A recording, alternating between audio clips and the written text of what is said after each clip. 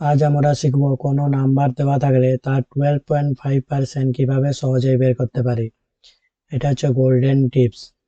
Remember 12.5% equal to 1/8। 12.5% কে আমরা কি লিখতে পারি? 1/8। তাহলে 12.5% of any number equal to number divide by 8। কোনো নাম্বারের 12.5% বের করার জন্য আমাদের ওই নাম্বারটাকে শুধু 8 দ্বারা ডিভাইড করলেই হবে। স্টেপ বাই স্টেপ প্রসেস কি? Read the number, find 12.5% of 64। তাহলে আমাদেরকে 64 কে 8 দ্বারা ডিভাইড করলেই আমরা অ্যান্সার পেয়ে যাব। তাহলে 64 কে 8 দ্বারা ডিভাইড করলে কত আসবে? 8। তাহলে 12.5% অফ 64 কত? 8। আরো এক্সাম্পল দেখে নিই। কি বলেছে? 12.5% অফ 80। তাহলে 80 কে আমরা 8 দ্বারা ডিভাইড করলে কত আসবে? 10। 8 দ্বারা ডিভাইড করলে অ্যান্সার কত আসবে? 10। 12.5% of 200।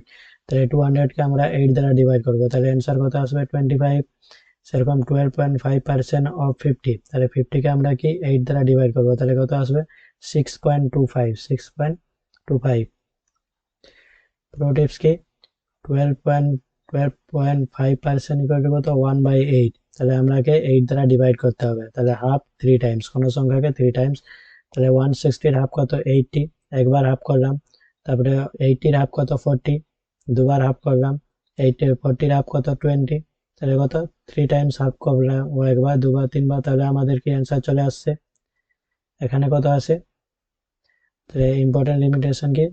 If the number is not divisible by 8। যদি 8 দ্বারা নাম্বারটা ডিভিজিবল না হয় তাহলে অ্যান্সার আমাদের কি ডেসিমেলে আসবে।